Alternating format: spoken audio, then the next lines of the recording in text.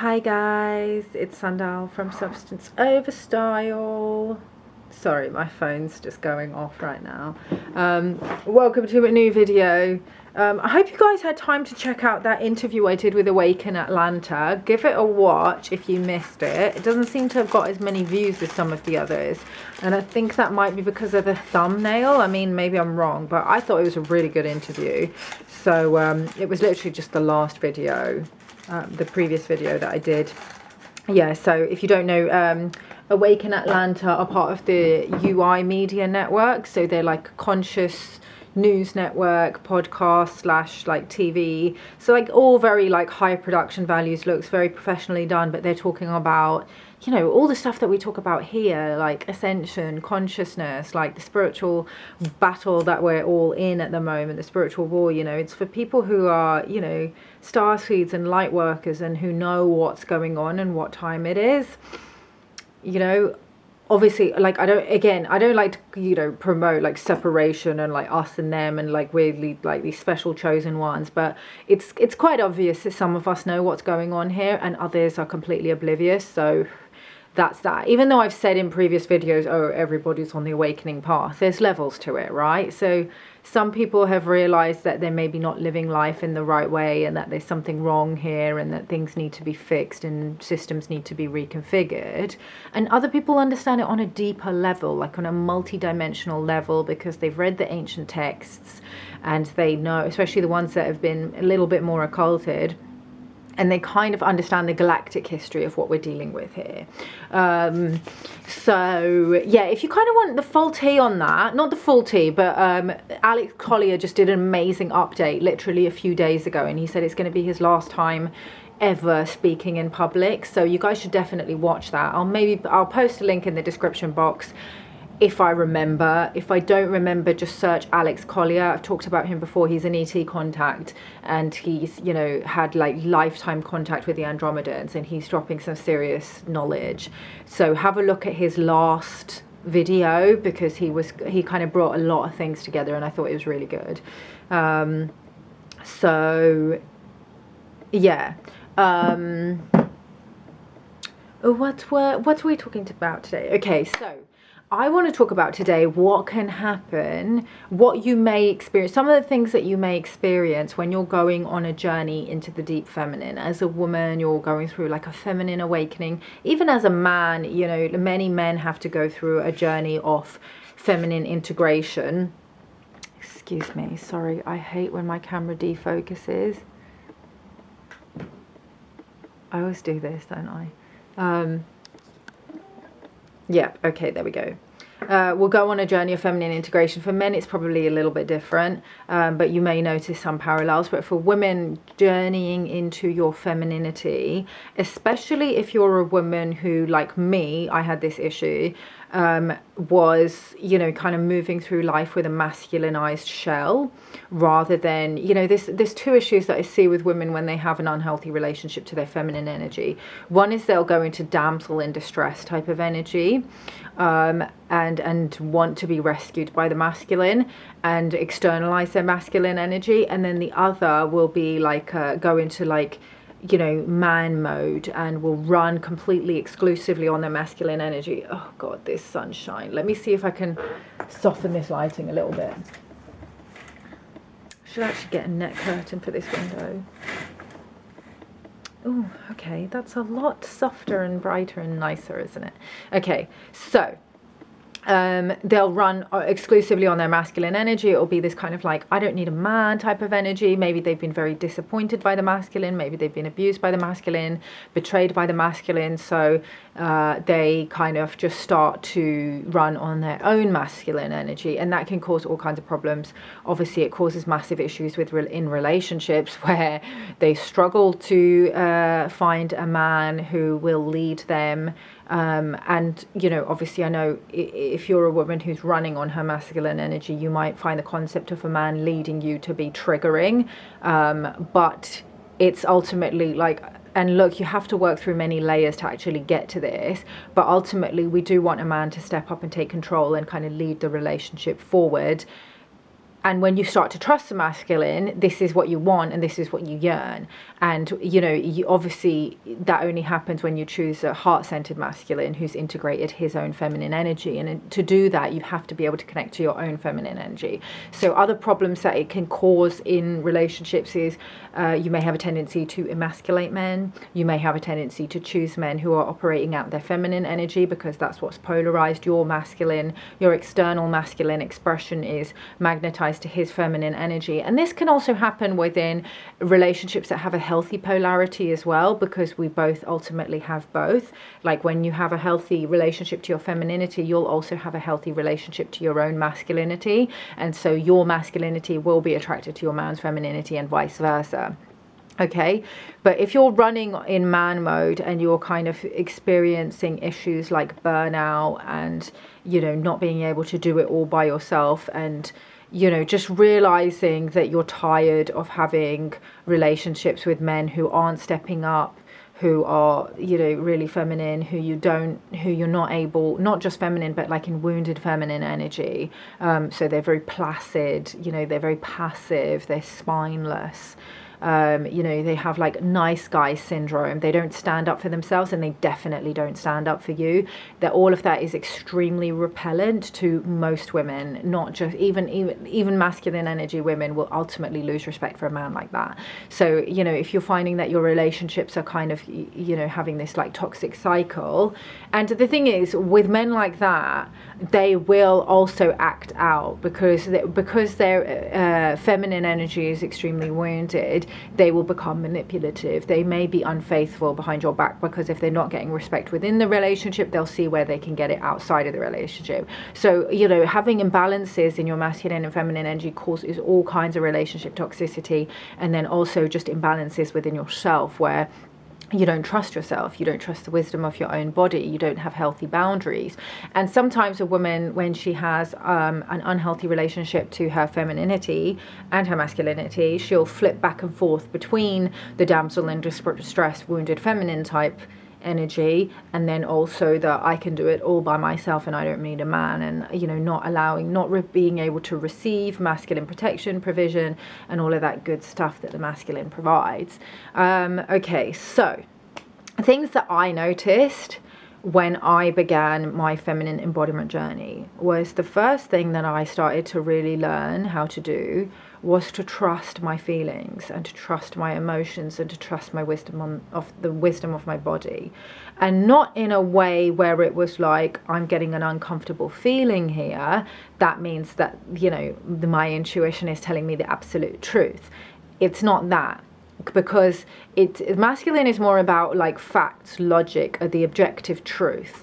Feminine is more about my individual feelings, and that is my truth in this moment, and that needs to be honored for you, because you, in the relationship, especially in a relationship with a man, but also your own relationship with your own internal masculine energy, your feminine energy, your emotional guidance system is your moral compass, and it's also showing you where your timelines are at. So, you know, if you're getting an uncomfortable gut feeling about doing something, it's because that thing is probably not right for you. So let's say, for example, you know, a friend wants to meet up with you and you've said yes because you're, you know, you have a people pleaser, maybe you have a people pleaser program, which can come from like a wounded feminine energy, codependency, things like that. So you've said that yes, you'll help her, but actually you're getting a really uneasy, uncomfortable feeling that you kind of suppress because you feel guilty and you want to be liked and you don't want to disappoint people, you don't want to let people down,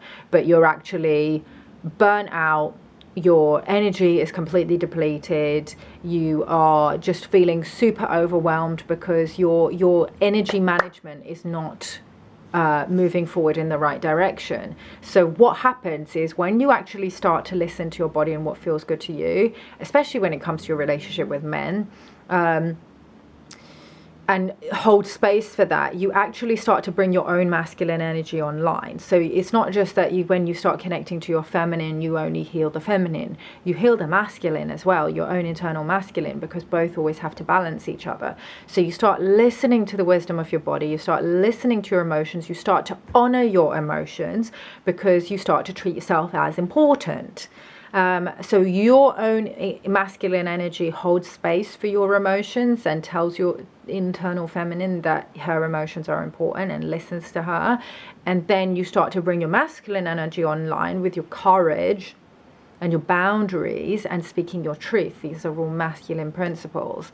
And then when you say, listen, I'm so sorry, but I can't do this because, you know, I have a work commitment or something came up or I'm feeling really overwhelmed or the kids, whatever it is.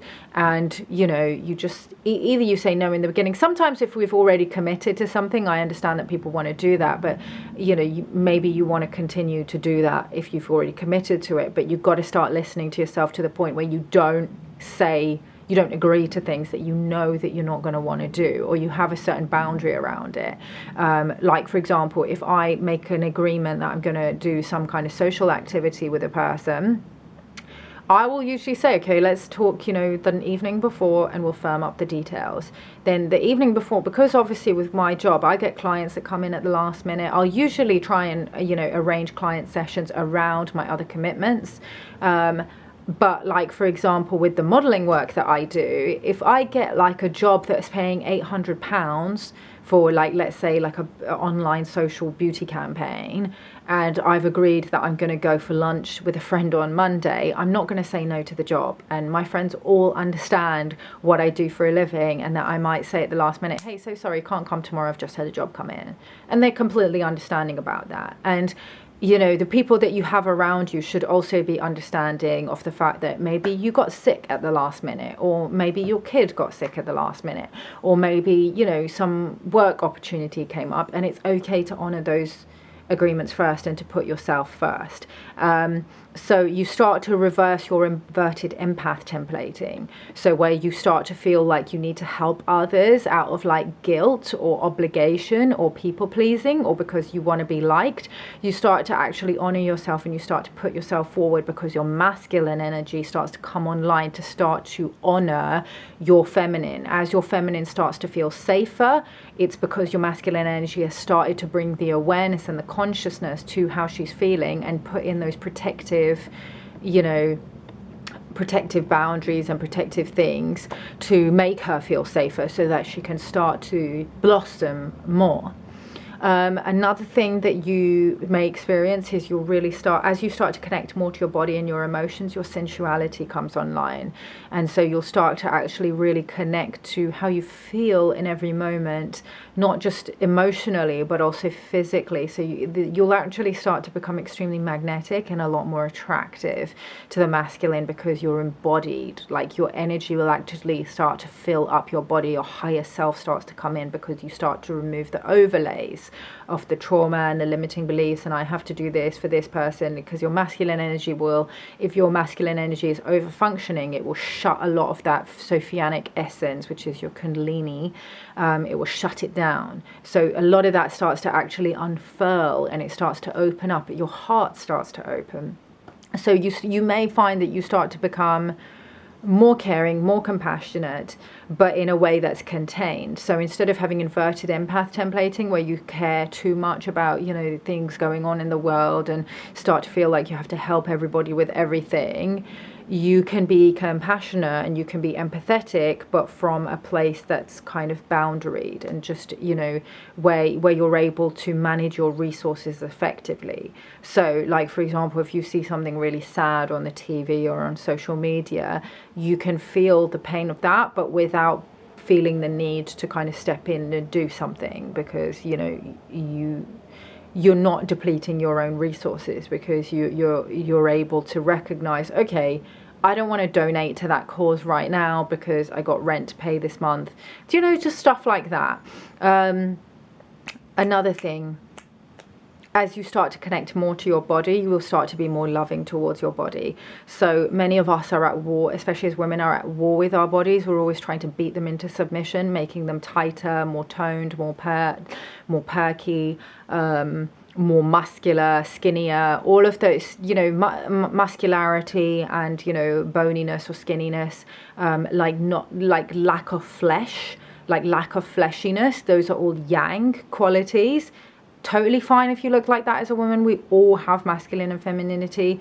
Masculinity and femininity, and our unique blend of masculinity and femininity is what makes us uniquely beautiful, each woman. So I'm not saying that, you know, if you're a woman that naturally is more muscular or more bony or more dry in kind of physicality, that's not beautiful. But I'm just saying that you will start to recognize, if you have more yin, flesh and softness, that you will start to embrace that, and you'll start to love that more than you did before, because that is, you know, that's the feminine, that is, you know, your feminine essence. That's what helps us to bring life into this world. And that is when, you know, women that have more yin, like, you know, for example, let's look, someone like Marilyn Monroe. She was, according to the Kibbe body type system, she was a romantic, which is the most yin body type. So roundness, fleshiness, like all of that is like extremely feminine. So not saying it's more beautiful or less beautiful, it's just a different type of beauty. So you'll start to embrace that more. So I definitely started to embrace my curves more. And I started to, like when my boyfriend would like grab my ass in the past, when like previous people had like, you know, like grabbed me or like squeezed my flesh, I would get insecure about it, because obviously I had a model mentality. I've been modeling for like more than 15 years. So it made me feel insecure because, you know, you're always trying to strip down all of that flesh and get down to the bone. So, you know, with him, when he would do it, I would actually enjoy it, because it's like that's what sets us apart from men, okay, that we have that softness, that fleshiness. So you'll start to actually embrace your curves, you'll start to love your body, and the more love that you actually feed into your body, the more your body will actually start responding to that, okay? Just like in the, who was that guy called? Emoto guy, that Japanese guy that did the experiment with the water, where he said loving words to the water, and he, you know, they looked at the crystals when they would say loving words to the water, and then they looked at the crystals when they said hateful words, and it was, you know, like worlds apart. So I mean, our bodies are 70% water, and it's like that with anything. Like, it's the same thing with plants. Like, you know, they've done experiments on plants where you say loving things to the plants and the plants start flourishing, and you say hateful things to the plants and they actually start to die. So when you start to, you know, affirm beautiful things to your body actually starts to look better. I've noticed that when I think healthy thoughts and loving thoughts towards my body and say those things, like not actively like I love you so much body, I mean you can do that, but it's more just like, you know, you just have a good attitude to your body, and what you're thinking in your mind towards your body is positive, your body actually starts to change shape, okay? Because our bodies are basically just, they're actually, our DNA is the access point for our consciousness to then materialize our physical bodies in, you know, this hologram. So we're actually like projected holograms of our like higher self avatar, and our DNA is the access point for that. So our DNA can be reprogrammed through the mind. So it's one of the reasons why you can actually delay aging. You can halt aging just by saying, you know, that you look eternally youthful, that you don't age, you know, by your beliefs and your assumptions. And you can do the same thing with your body. But your body is your body for a reason. Like, you've been given the structure of your body, and you've chosen to incarnate into that body. So instead of trying to change it and wish that you were taller or that your hips weren't so wide or whatever it is, just embrace the body that you're given and love it as best you can, and you'll find that it will actually take a shape that's uniquely beautiful for you in this lifetime, in this incarnation. Another thing that happened when I really started to journey into the feminine is I started to develop really healthy boundaries, really healthy boundaries. Again, I've said it already in the video, but I'm going to expand on it more. What happens when you start developing healthy boundaries is every relationship in your life improves. Every relationship gets so much more healthy, and you start to feel more empowered. Not just that, but you actually start to manifest a higher timeline for yourself. Your energy actually starts to move up and generate, and then you actually start aligning with your higher timeline, with your mission, with your abundance, with your healthy relationship or your divine union. All of that starts to happen because your energy is now focused and moving upwards. So your divine masculine actually starts to come online. Another thing that happens is you start to connect with, for me, I started to really deepen into the deep feminine, and started being able to channel the consciousness of the earth, the consciousness of nature and animals, elementals, and the collective feminine. And then obviously my multidimensional gifts started to come online as well, telepathy, clairvoyance, you know, all of that stuff. So for me, I would just get into spaces where I would just start channeling and words would just start coming through me, and I didn't know where they were coming from, but like when I tuned into it, it felt like it was coming from the deep primordial feminine, from Sophia herself, from Shekinah herself, that was, you know, just telling me like just the stories of like what the collective feminine has been through on this planet. And it's not just women, it's also, you know, the history of our planet, the history of like just the collective pain body, which is the feminine.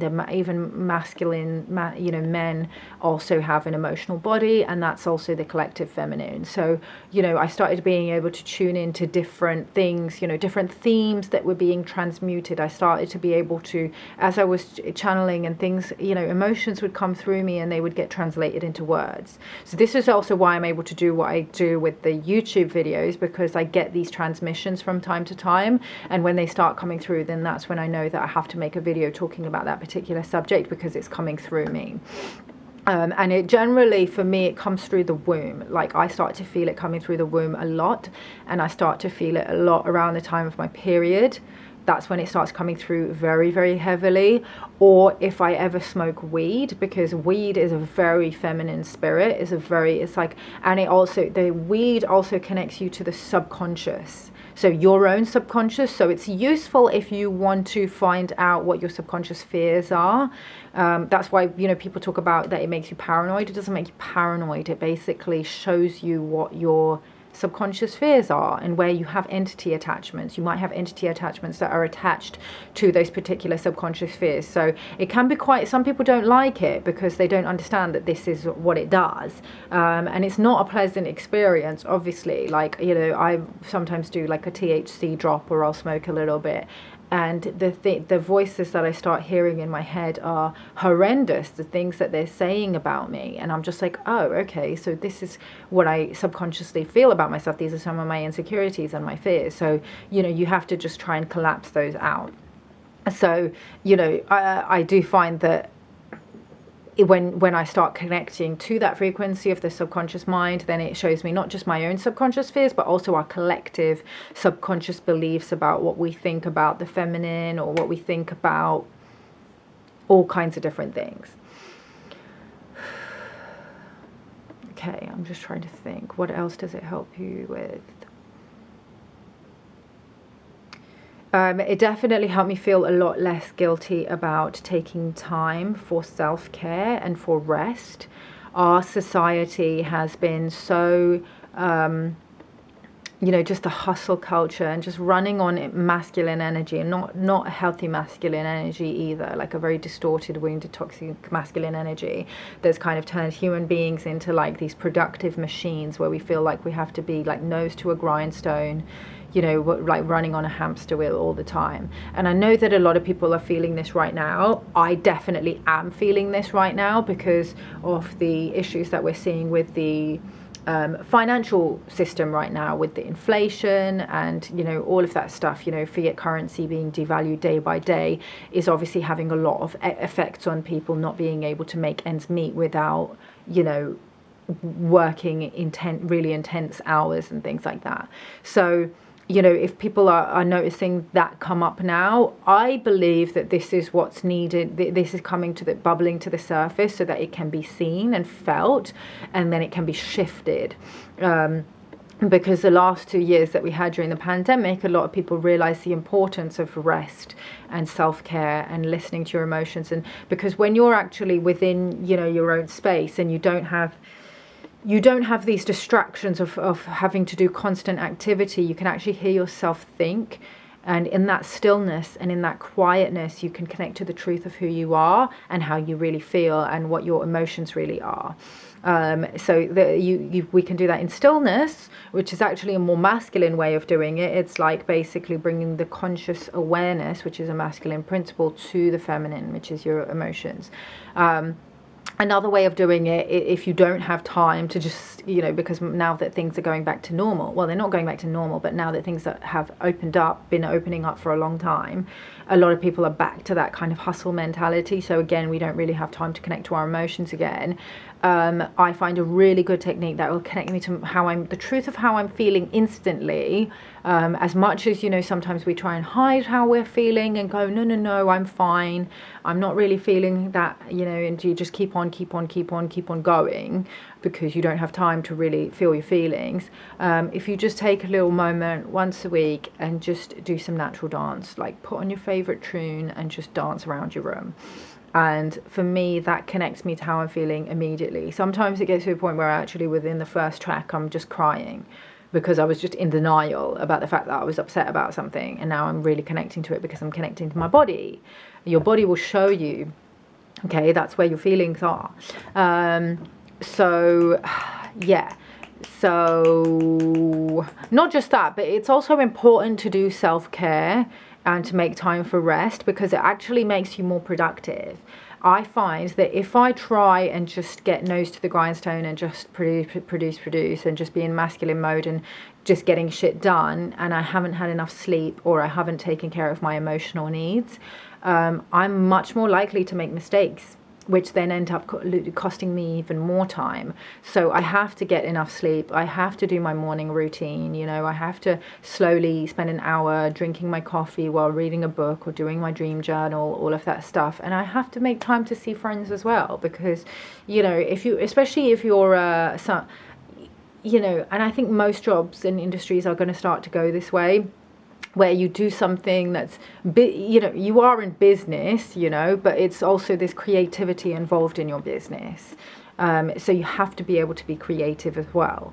So, I mean, a lot of us are creatives anyway, and then have to be business minded or strategic.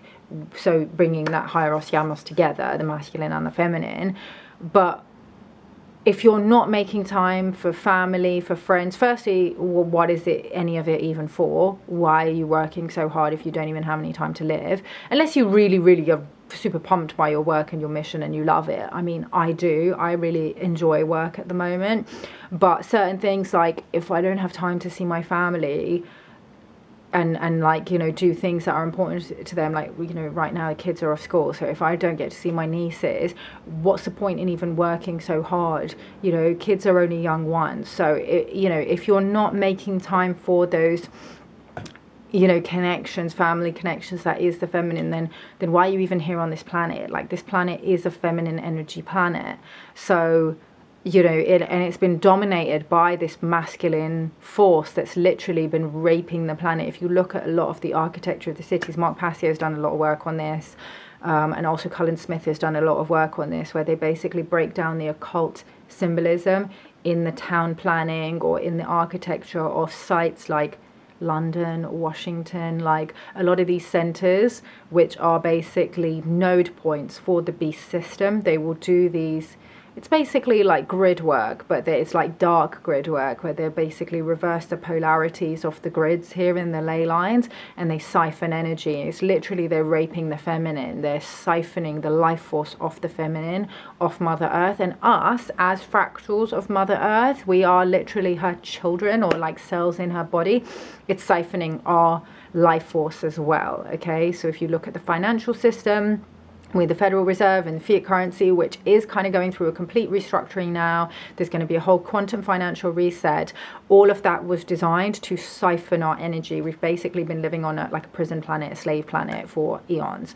And so this is what this Great Awakening is all about. It's about us reclaiming that and kind of bringing everything back into balance. So that's why, you know, the hierogamic process of balancing your masculine and feminine energies is so important, because it's really going to help to kind of restructure a lot of the issues that we're seeing on the planet, not just, you know, your own relationships, but the relationships, the divine unions are going to be really central in this process of kind of awakening that we're going through. So that's why I speak so much on this subject. Okay, I think that's it. That's all I want to talk about. Yes, no, I'll talk about like ways that you can connect to the feminine. Okay, so I talked about natural dance. That's definitely important. Another one is womb healing. So there are many different ways of womb healing. There are, you know, there's different yoga asanas that you can do that actually help to open up energy in the sacral area. There's also kriyas that you can do to open up energy and move stuck energy and trauma from the sacral area. I teach those in my course, Reclaim Your Crown. Also yoni steaming. I do monthly yoni steams, or I did at the start of this journey. Now it's maybe every 3 months, and those have helped me tremendously. Crystals, essential oils. There's several different crystals and essential oils that help with sacral stuff. I'm not going to list them here. I've listed them in previous videos, and you can also just Google them. And I honestly can't remember off the top of my head. I think things like patchouli is really good. I've got a whole video on it. It's called Balancing the Sacral. It's just search sacral chakra body oil, and I did a DIY where I made like a DIY body oil, or like maybe a body scrub. I can't remember what it was, but it had all essential oils for the sacral. And what was I gonna say? Oh, I can't remember what I was gonna say. Yeah, so anyway, just watch that video, and it's got, you know, like patchouli, ylang ylang, I think orange, sandalwood, all of those essential oils are great for the sacral. Crystals, I cannot think off the top of my head which crystals are good for the sacral, but I assume the ones that are orange in color, but y'all can just Google it. Yeah, like I said, I'm not an expert on crystal healing. I know a little bit, but not enough to really teach it. What else? Ritual for me was like so powerful for really helping me to connect with the deep feminine. So that's one of the reasons why I do the incense every time. Okay, every time I do the video, because the incense, it grounds you, and it basically awakens your senses. Okay, and a different incense has different benefits depending on what's being burnt, but definitely ritual is a really, really good way of connecting to the feminine. Sacred space, creating a sacred space. There's a reason why women have traditionally been homemakers, and why, you know, the female brain lends itself well to like noticing when, you know, the environment is chaotic, and we can't, like, I can't be creative. I struggle to even be productive sometimes when my space is chaotic or when it's messy. Men are much better with that, I've noticed. So, you know, there's a reason why yoni, the Sanskrit word for pussy, means sacred space, okay? Literally creating a sacred space that you can dwell in and awaken your senses and connect to yourself and your body and your emotions. All of that really, really helps. Another thing that really helps is field work, quantum field work. You know, the work that I did training with Emily Harris, and now that I do one-on-one with my clients, one of the things that we'll do, I mean, we basically, I scan their entire light body, and I find, you know, where they've got implants and things like that. And if they've got like implants in their womb and things like that are running reversals in their sexual energy, it usually won't just be causing issues in the womb. Like, it does cause issues in the womb, and it does cause issues with their sexuality and with their relationships and with their creativity and with their abundance, because all of those things are connected. But the implants, I've seen implants that will literally, like, it will be implanted in the womb, and that's usually sometimes where it gets in, but it will have completely shut down their heart, completely shut down their throat, because the womb and the throat are really connected. If you have any kind of sexual trauma around the sacral, that will often shut down your throat. There's a reason why those two energy physical centers actually look so similar when you look at a cross section of them, okay? Because usually sexual violence was actually a way of suppressing and silencing the divine feminine.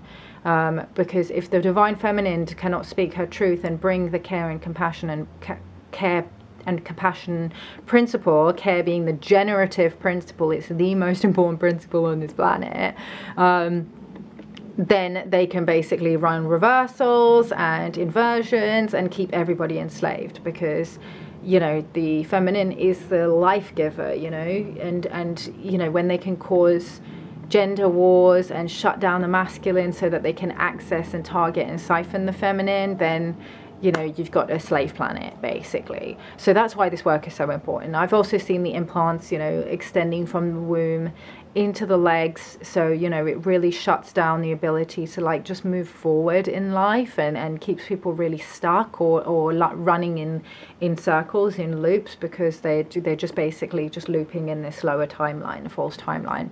So we can pull all those implants out and like really get that kundalini, that sacral energy moving through the body effectively into the heart, into the throat, you know, activating, aligning with the higher timeline, aligning with their mission, aligning with their abundance, aligning with their divine union. Everything starts to change. So it's, I mean, it's all connected, because you know, y'all know I'll start talking about one thing in one video and then I'll end up talking about everything, because it's all connected. So yeah, I'm gonna leave it there, and if you guys want to book a session with me, DM me on Instagram. I'm still in the UK for a while. I don't have a date for when I'm supposed to be leaving, because I'm having delays with my visa process. So, you know, loads of people have been asking me, so when are you leaving? When are you leaving? And I don't know at this point. So it's a little bit frustrating. So I would appreciate if people can just stop asking me. And when I know when I'm leaving, then I will announce when I'm leaving. But yeah, okay. I will love you and leave you all, guys. Thanks for watching. Peace out. One love.